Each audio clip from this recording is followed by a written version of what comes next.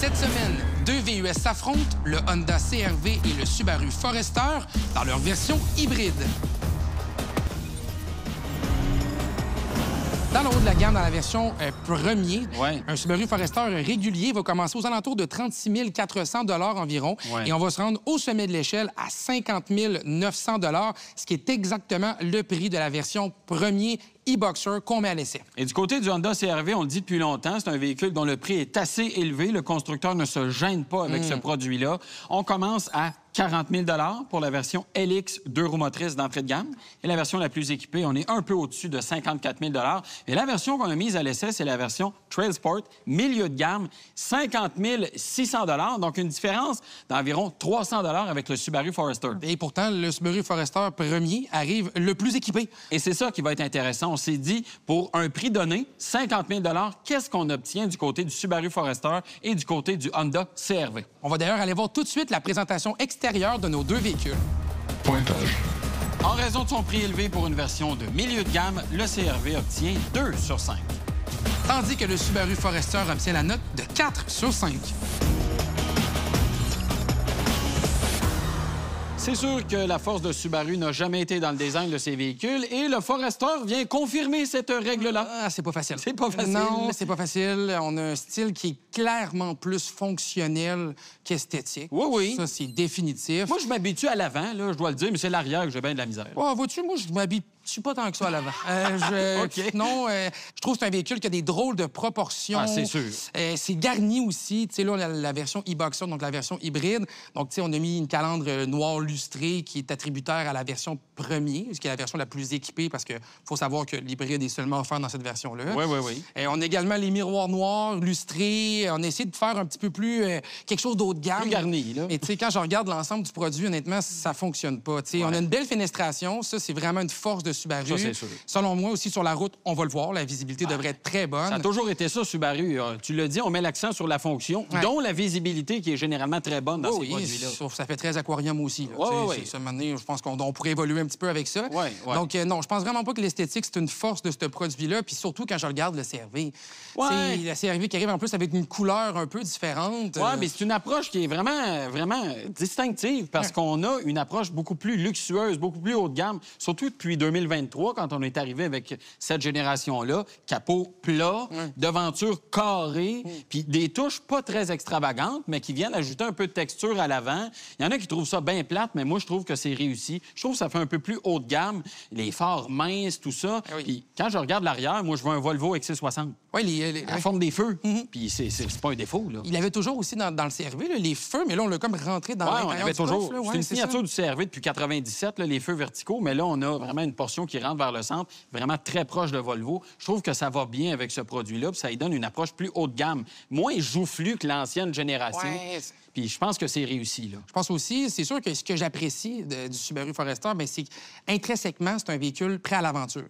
Ça, c'est vrai, on a une bonne garde au sol. Il faut quand même donner ce qui revient à ce produit-là. Protection en bas de caisse, tout ça. Dans l'ensemble de la gamme. Donc, même si on achète une version d'entrée de gamme, on va avoir accès à ces habilités-là. Puis je pense que c'est quelque chose de positif. Avec le CR-V, il faut aller chercher la version Trail Sport. Qu'on a avec nous, là. Pour avoir droit à certaines touches esthétiques, mais on n'aura jamais nécessairement l'habilité qu'on va avoir avec ce produit-là. Puis le premier chiffre qui le confirme, puis c'est un peu drôle, parce que quand on le regarde, on a l'impression qu'il est plus haut. Oui. Mais dans les faits, le Forester a 0,5 pouces, donc un demi-pouce de plus de garde au sol. On est à 8,7 pouces pour 8,2 pouces. Et sans faire d'effort, là. On n'a pas une version axée sur leur route parce que... C'est ça pour le Forester. Il y a la Wilderness qui existe dans l'alignement qui va être encore plus axé sur l'aventure, mais les versions standards sont déjà bien équipées en termes de garde au sol. Si on parle de la version 13 Sport, nouvelle pour 2026, on voit le logo en avant. Mais orange, hein, ça fesse. Oui. Mais honnêtement, je trouve que c'est une avenue qui est le fun chez Honda. On développe ça dans plusieurs modèles. Mais ce que je trouve le fun pour lui, c'est que ça vient améliorer le style. On parlait, du design général, mais regarde les roues, 18 pouces.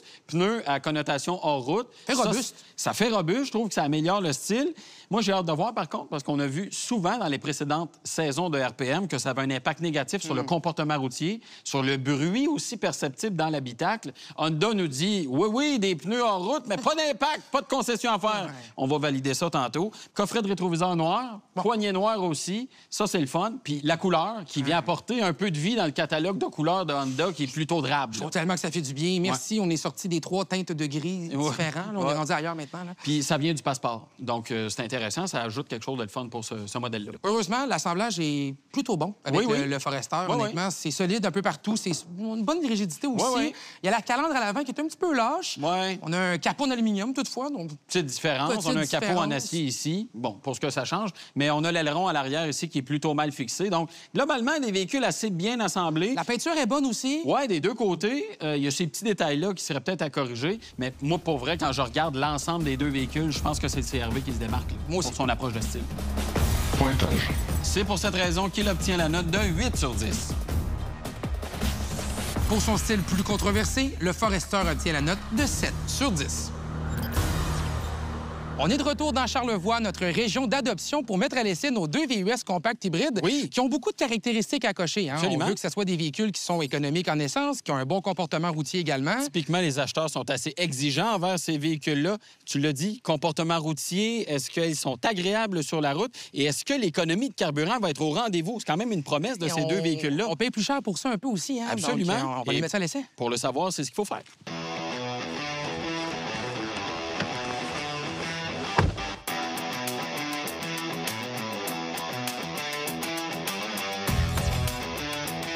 Même si l'Honda CR-V a un seuil de porte plus large que le Subaru Forester, c'est pas compliqué de prendre place à bord. Et ce que j'aime surtout, c'est quand je prends place dans les sièges du véhicule. Confortable, bon support pour les jambes, bon support pour le dos, mais attention, ça dépend de votre gabarit. Parce que si vous êtes une personne avec une forte corpulence, ça se peut que vous sentiez que le siège est trop étroit pour vous. Donc, c'est un aspect à valider. Moi, j'aime beaucoup la fermeté du siège, réglage électrique aussi côté conducteur.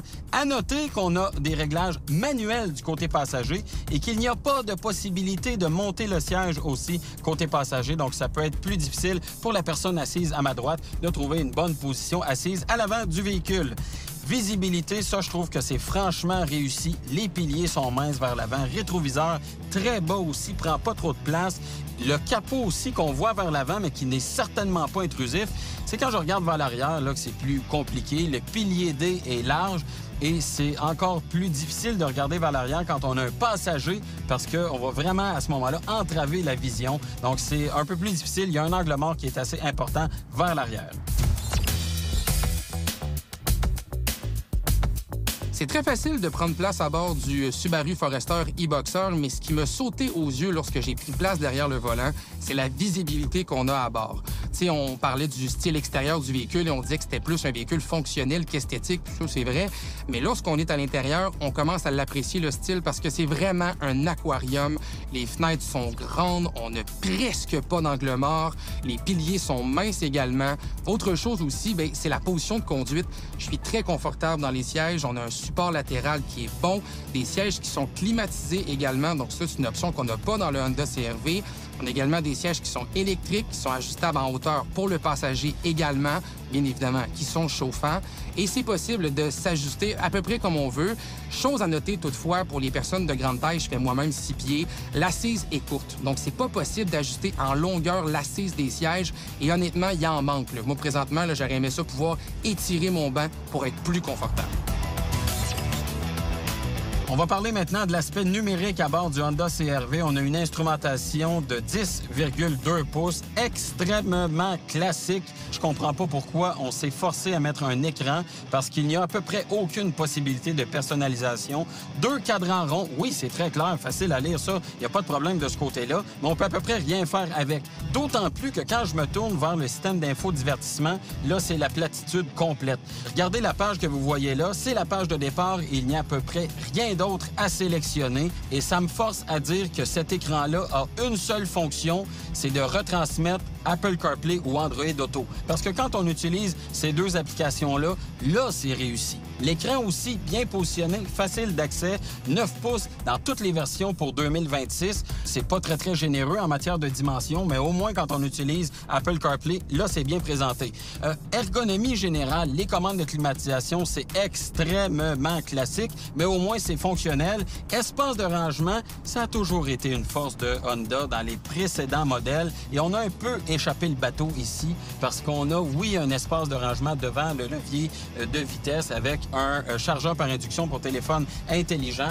2 porte-gobelets, un accoudoir central qui nous donne quand même un espace pas si mal, mais c'est dans les portières où c'est difficile. Et si on compare avec les précédentes générations où on avait des consoles à double niveau, etc., on n'est vraiment pas là avec cette génération du CR-V. Et je pense que ça mériterait d'être corrigé, d'autant plus qu'on a un sélecteur de vitesse qui prend toute la place. Chez Honda, dans le passé, on avait des solutions novatrices pour positionner des éléments comme ceux-là. Et ici, on s'est tout simplement pas cassé la tête. On a maintenant une instrumentation numérique de 12,3 pouces à bord du Subaru Forester. Instrumentation qui permet pas beaucoup de personnalisation, mais c'est possible quand même de naviguer à travers différents menus et d'avoir, par exemple, une carte de navigation devant nous. C'est d'ailleurs une carte de navigation qui va nous provenir de notre téléphone intelligent. Donc, si vous utilisez, par exemple, Waze ou Google Maps, c'est celle que vous allez avoir devant vous. Donc, ça, c'est bien. On a aussi l'écran d'infodivertissement de 11,6 pouces qu'on connaît maintenant très bien chez Subaru. Un écran qui est placé à la verticale et que je trouve trop chargé. Et en plus, la résolution de l'écran commence à dater. Tu sais, Subaru est arrivé avec ça il y a quelques années. On ne l'a pas amélioré et ça paraît. Si on regarde, par exemple, le Honda CR-V, on a une résolution qui est beaucoup plus convaincante de ce côté-là. En plus de cette résolution qui n'est pas parfaite, la connectivité est parfois difficile. J'ai eu de la misère à connecter mon téléphone au départ. Lorsque je rembarque dans le véhicule ensuite, c'est long avant d'avoir notre téléphone qui affiche. Puis quand on voit d'autres concurrents dans le segment, on se dit là, le Forester commence à tirer de la patte. Et pourtant, c'est un tout nouveau modèle qu'on vient de mettre sur le marché. On est dû pour avoir quelque chose de plus moderne et de plus efficace. Les commandes de climatisation sont dans l'écran du Forester. Ça ajoute encore beaucoup d'informations.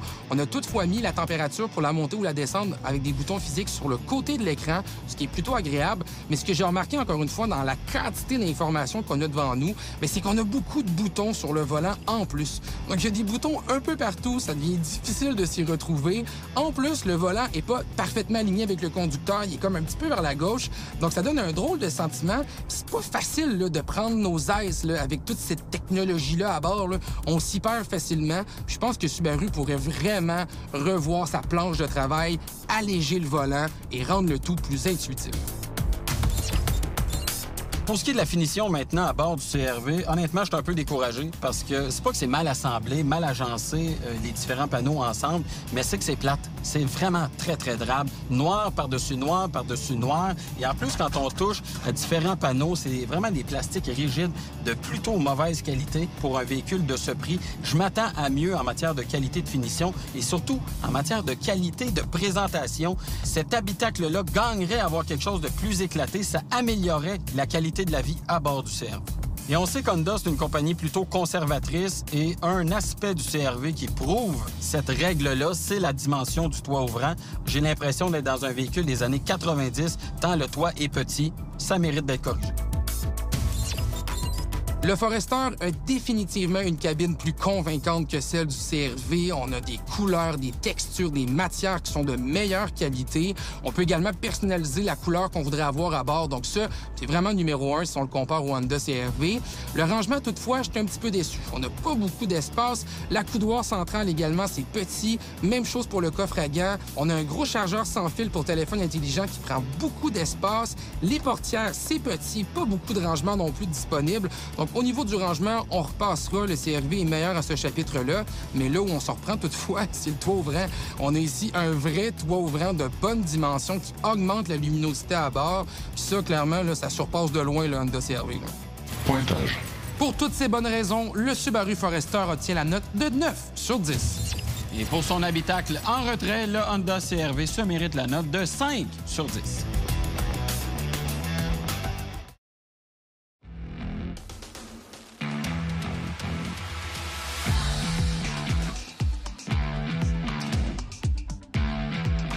C'est maintenant le temps de l'arrêt au puits pour tester la fonctionnalité et l'espace de nos deux véhicules à l'essai cette semaine. Pour ce qui est du Honda CR-V 13 Sport 2026, on a un haillon électrique, mais qui n'est pas ouvrable avec un mouvement de pied sous le pare-choc.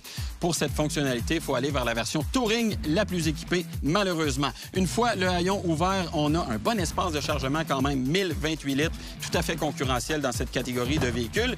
Mais c'est en matière de commodité qu'on est vraiment mal servi avec le CR-V. On n'a pas d'espace en sous-plancher pour la simple raison que la batterie du système hybride s'y trouve. On n'a pas de cache-bagage de série non plus. Ça va vous coûter 407 $ si vous en voulez un, comme si le véhicule n'était pas déjà assez cher. On n'a pas de levier non plus pour rabattre à distance le dossier des sièges de deuxième rangée. Et ça prouve que le Honda CR-V de nouvelle génération est beaucoup moins astucieux que les CR-V d'ancienne génération qui étaient mieux conçus en la matière. Une fois les dossiers de la deuxième rangée rabattus, on monte l'espace de chargement à 2030 litres. Encore une fois, très spacieux pour un véhicule de cette catégorie. Ça contient quand même beaucoup d'espace. C'est juste dommage que le plancher du coffre soit pas plat et qu'on doit se déplacer de chaque côté pour abaisser le dossier de la banquette. Accès à la deuxième rangée, on a des portes qui ouvrent à 90 degrés ou à peu près. Vraiment génial pour avoir accès à la deuxième rangée. Et en position, banquette à la bonne hauteur, dossier ajustable également, accoudoir au centre. Et on n'a malheureusement pas de siège chauffant, mais vous avez des bouches de ventilation et deux prises USB-C. Pour ce qui est de l'espace, c'est une force du CR-V à l'arrière, beaucoup de dégagement pour les occupants.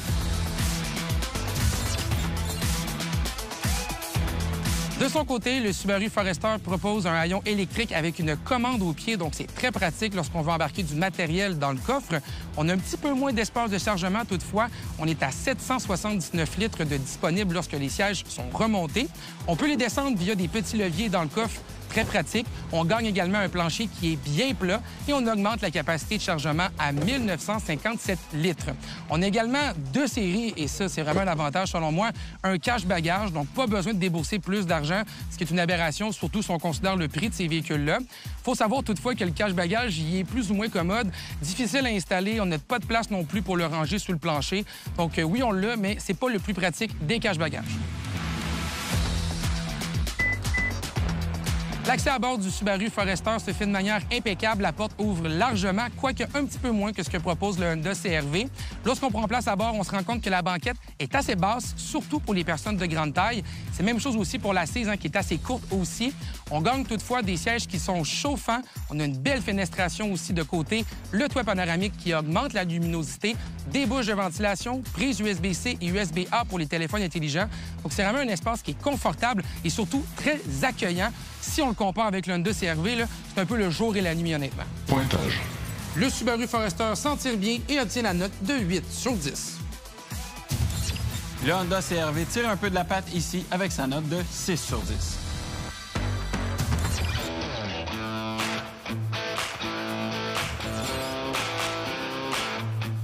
Un aspect maintenant où le CR-V brille de tous ses feux, c'est en matière de mécanique. C'était difficile avec la précédente génération, mais ici, avec la motorisation hybride, c'est vraiment très convaincant. Quand on donne de l'accélérateur pour justement prendre de la vitesse, par exemple, ce qu'on sent d'abord et avant tout, c'est le moteur électrique qui entre en fonction. Et ça, j'aime ça, parce que ça donne une réponse rapide, une réponse convaincante également. Et même quand on demande de la puissance, le moteur est pas si bruyant que ça et pas désagréable à entendre en plus. Ça, c'est quand même bien de ce côté-là. Et il y a la transmission aussi qui gère très bien la puissance disponible. Une transmission à variation continue électronique. Là, il y a des gens qui pourraient dire « Ouais, c'est ennuyant, les CVT. » Bien ici, elle est bien calibrée, va simuler des rapports, ce qui fait que quand on conduit, on a l'impression de conduire un véhicule à motorisation complètement conventionnelle. Donc, un moteur thermique ordinaire avec une transmission à 6 ou 8 rapports. Donc ça donne une sensation de conduite naturelle et ça augmente le plaisir à bord du véhicule. Subaru arrive avec une toute nouvelle motorisation hybride avec le e-Boxer. C'est une motorisation que j'avais hâte de voir un peu comment elle allait se comparer, surtout au Honda CR-V. Parce que le Honda CR-V a une belle puissance électrique et malheureusement, Subaru n'a pas réussi à arriver à ce niveau-là de qualité de conduite comme ce que Honda nous propose. C'est un moteur toutefois qui est bien insonorisé, qui fait le travail, qui a une puissance qui est noble. Lorsqu'on accélère, on n'entend pas le véhicule vouloir se débattre. On a quand même 194 chevaux disponibles, donc ça fonctionne à ce chapitre-là. Mais est-ce que c'est aussi convaincant que les rapports simulés de la CVT qu'on a dans le CR-V? Est-ce que c'est aussi convaincant que la puissance que le moteur électrique du CR-V nous propose? La réponse, c'est non. La CVT, toutefois, je vais l'avouer, puis prenez vos notes parce que je le dirai pas souvent, fait un bon travail. C'est une CVT qui est bien insonorisée également, donc on l'entend pas beaucoup dans la cabine.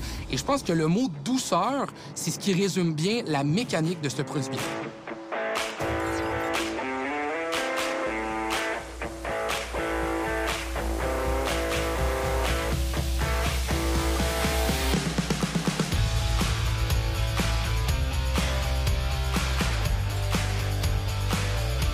Parlons de la suspension maintenant du Honda CR-V. Elle est plus ferme que par le passé et ça aide grandement le comportement routier. On sent confiance quand on conduit le véhicule. Et si je combine à ça la direction qui est bien calibrée, volant bien positionné, j'ai quasiment l'impression d'être assis à bord d'une voiture. Ça me donne confiance et ça augmente le plaisir derrière le volant. Petit mot sur les pneus. Des pneus de 18 pouces propres à cette version Trail Sport. On appréhendait un peu le bruit que les pneus de la version Trail Sport pouvaient émettre, peut-être venir perturber la quiétude à bord du CR-V. On les entend peut-être un peu plus que les pneus d'une version régulière, mais c'est vraiment pas dramatique. Du côté du Subaru Forester, par exemple, on entend moins les pneus que du côté du CR-V, donc c'est un aspect qui est favorisé pour le Subaru de ce côté-là. La suspension du Forester est beaucoup plus molle que celle du CR-V. En courbe, on sent le véhicule se déporter un peu plus. Et je pense aussi que la direction pourrait être plus communicative. Tu sais, on parlait du CR-V, justement, que c'était engageant tantôt. Là, on l'a pas. La direction a l'air d'être très assistée. On la sent plus ou moins connectée avec le conducteur. Et je crois que Honda maîtrise définitivement plus la direction que Subaru. Parlons maintenant de qualité de freinage. Ici, avec la motorisation hybride, on a des palettes derrière le volant qui permettent de contrôler la force de régénération. Ça, c'est génial. Ça permet de ralentir le véhicule facilement, d'ajuster la réponse aussi de la compression mécanique. Et ça permet de tirer le meilleur parti d'une motorisation électrifiée. Et si je dois utiliser la pédale de frein, là, bonne nouvelle, elle est ferme, elle est rapide. On se sent en contrôle du véhicule et ça augmente le sentiment de confiance qu'on retire en conduisant le CR-V. Au niveau du freinage, bien, on a des sélecteurs de vitesse derrière le volant qui nous permettent de ralentir le véhicule en simulant des changements de vitesse.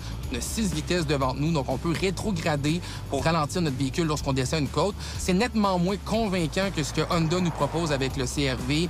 Heureusement, toutefois, la pédale de freinage, lorsqu'on a besoin de faire un freinage d'urgence dans un quartier résidentiel, si on presse fort sur la pédale, bien, on sent le véhicule qui mord bien la route et ça, c'est sécurisant. Pointage. Sur la route, le Subaru Forester mérite la note de 7 sur 10. Mais le Honda CR-V, en raison de son bon comportement routier et de sa mécanique raffinée, obtient la note de 9 sur 10. Le pointage cumulatif de nos deux véhicules, le Honda CR-V obtient 30 et le Forester 35.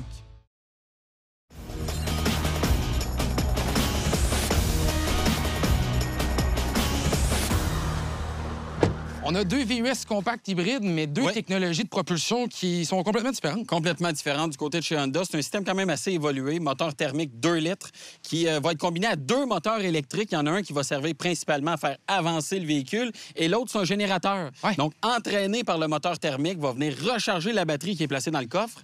Et ensuite, cette énergie-là, évidemment, s'en va au moteur électrique pour faire avancer le véhicule. Tout le monde travaille ensemble. Oui. Il y a beaucoup de travail d'équipe là-dedans. Là. Tu sais, dans le domaine des systèmes hybrides, on a des systèmes en série. Il y a des système en parallèle. Le CR-V est capable de faire les deux, mais principalement, il va fonctionner en mode série. Je m'explique. Le moteur thermique va faire tourner le générateur qui va générer de l'électricité, qui va ensuite être transmise au moteur électrique pour faire avancer le véhicule. Donc, c'est en droite ligne, si on veut. Beaucoup d'étapes, mais le but, c'est de pousser le véhicule avec le moteur électrique le plus souvent qu'autrement. Oui, exactement, pour avoir la meilleure efficacité énergétique. Mais il y a aussi une situation dans laquelle le véhicule peut fonctionner en mode parallèle. Donc, le moteur thermique va fonctionner avec le moteur électrique pour faire avancer le véhicule. C'est à vitesse constante. Et ça, évidemment, c'est dans le but d'avoir la meilleure efficacité énergétique. D'ailleurs, les codes de consommation officiels du CR-V sont avantagés par rapport à ce qu'on a du côté du Forester. On verra ça va être quoi dans la vraie vie. On est encore en train de faire nos tests, là, mais on a une technologie différente du côté du Forester, ce qui explique la différence. Oui, bien, c'est une technologie qui est un petit peu empruntée quand même, hein, parce qu'on a un système en parallèle ici. Donc, c'est le système qui travaille toujours entre le moteur électrique et le moteur à essence.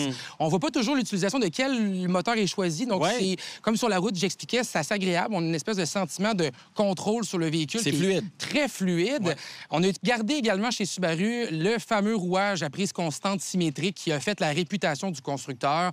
On a voulu conserver ça justement pour les amateurs de la marque puis aussi pour le renom là, qui a fait le Subaru avec ce système-là. Donc, on conserve les aptitudes hors route qui sont réputées, mais on n'a pas essayé de jouer nécessairement autant électrique que ce que Honda essaie de faire avec le CR-V. Non. Ça paraît sur la conduite. C'est plus simple un peu comme mécanique que ce qu'on a du côté de chez Honda. Ce qui est plus simple du côté d'Honda, par contre, c'est le rouage intégral. C'est un rouage intégral réactif qui va prioriser les roues avant, envoyer de la puissance à l'arrière à basse vitesse ou quand c'est nécessaire. Donc, c'est quand même moins évolué que ce qu'on a du côté de chez Subaru où on a la prise constante. Oui, on peut aussi choisir le mode de conduite qu'on veut du rouage avec le X-Mode. Là, on peut jouer à travers ça pour changer le comportement routier du véhicule dans des situations qui sont plus difficiles comme glissantes ou choses comme ça. Oui, même des aptitudes hors route qui sont assez relevées. Et du côté du Trail Sport, même si on a une version un peu plus hors route, on n'a pas de mode de conduite supplémentaire par rapport aux autres versions. Donc, on disait un peu plus tôt, c'est principalement en matière de style, l'absence de mode de conduite dédié à la conduite hors route vient nous confirmer cette impression-là. On a aussi des assistances à la conduite qui sont réputées chez Subaru. On a le système EyeSight, qui est connu avec un angle de caméra maintenant qui est plus grand, une monocaméra. Oui, qui est placée au centre du pare-brise. Qui fait un travail très honnête, honnêtement. Quand on est sur la route, on sent que c'est un produit qui est capable de nous donner de l'assistance. On a le maintien de voie, les arrêts d'urgence. Tout est là, puis c'est performant comme système. Il y a même le système Driver Focus qui va venir scanner le visage du conducteur, s'assurer qu'on regarde toujours vers la route. Si on bouge la tête, il va sonner pour nous le dire. La beauté, c'est qu'on peut l'arrêter facilement. On peut le désactiver facilement via l'écran d'infodivertissement. Il y en a qui aiment ça, il y en a qui aiment moins ça, mais ce système-là est quand même assez intempestif. Oui, mais je fais partie de ceux qui aiment moins ça. Donc, au moins, c'est facile à enlever, je vous le confirme. Et du côté d'Honda, c'est la suite Honda Sensing qu'on connaît bien, qui a été vraiment critiquée dans le passé parce qu'elle était très, très intense, très, très intrusive aussi dans la conduite. Des freinages fantômes, on roule sur l'autoroute, on est frein, faut arrêter. Heureusement, ça a été raffiné, modernisé, tant et si bien que le système est maintenant assez compétent. Il y a beaucoup moins de freinage intempestif. Autre chose intéressante aussi, c'est la sécurité des deux véhicules. On sait que c'est des produits à vocation familiale, donc c'est important d'avoir une bonne cote de sécurité. Subaru, Top Safety Pick 2025 par l'IHS, 5 étoiles par la NHTSA. Fonctionne vraiment bien en termes de sécurité. On avait ces honneurs-là aussi du côté du CR-V, mais pour 2024. 2025, on a perdu ça. Il semble y avoir un problème avec la ceinture arrière, là, pour les passagers, qui pourrait peut-être blesser les occupants à l'arrière. Donc, on a perdu ces honneurs-là. Néanmoins, on a beaucoup de coussins gonflables. Là. Dans les deux véhicules, du côté du CR-V, on a 10 coussins gonflables. Mais il reste que le résultat parle de lui-même. Le Forester est avantageux à ce niveau-là. Pointage. Pour sa technologie à bord, le Forester mérite la note de 8 sur 10. Tandis que le Honda CR-V obtient plutôt la note de 7 sur 10.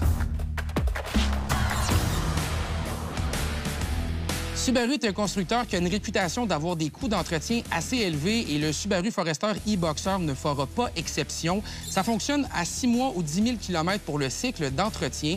On a plusieurs types de séquences qui vont apparaître à travers le cycle. On va changer, entre autres, les liquides de frein, les liquides de transmission, les liquides de différentiel, les filtres moteurs cabine, les bougies d'allumage. On va permuter les pneus, on va faire des vérifications plus costaudes. Bref, c'est un entretien qui est assez intense. Ça nous amène une facture totale de 4 080 sur 5 ans, 100 000 km, ce qui est assez élevé.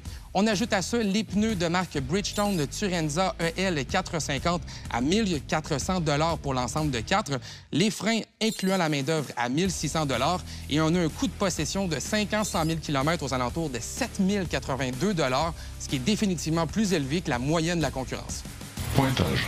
Subaru traîne sa réputation. Le Forester obtient la note de 10 sur 15.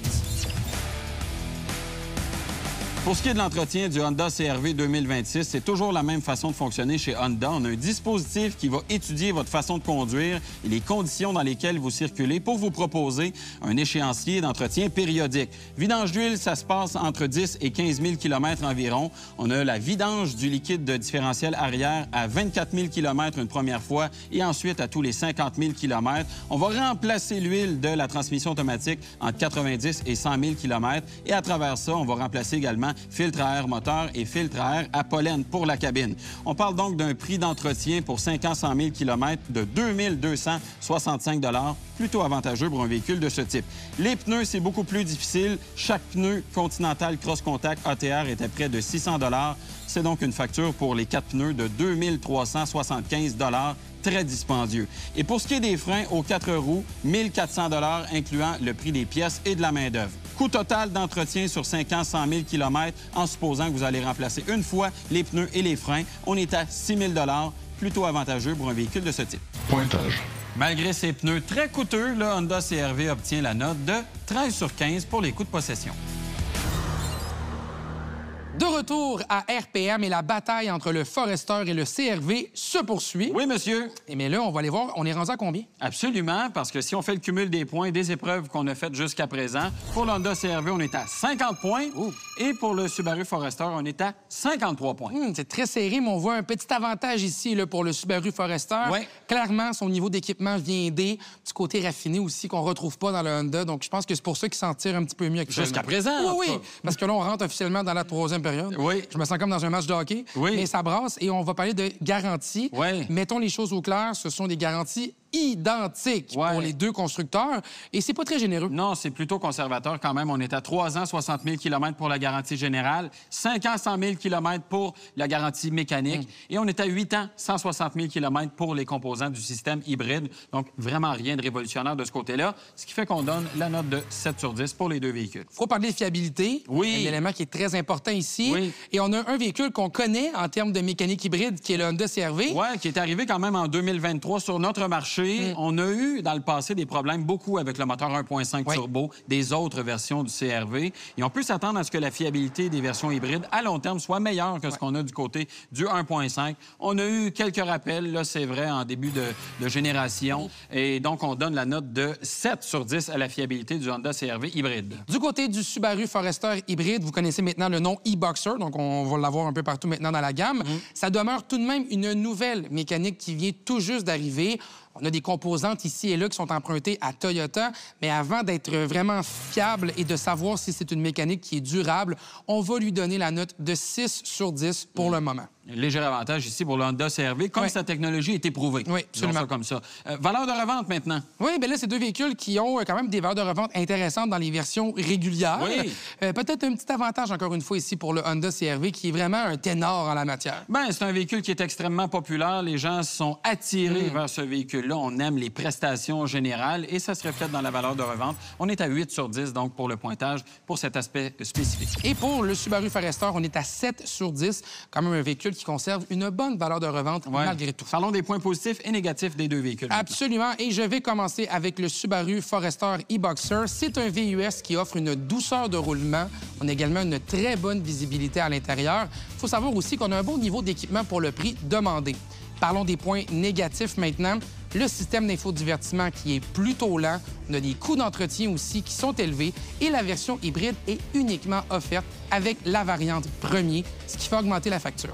Du côté du Honda CR-V, maintenant, les points positifs, très bon comportement routier, une mécanique aussi qui est bien calibrée et aussi beaucoup d'espace dans l'habitacle. Point négatif maintenant, un habitacle qui est terne, un prix qui est extrêmement élevé pour ce qu'on obtient en matière d'équipement et aussi les astuces à l'intérieur qui sont quand même manquantes quand on le compare à l'ancienne génération.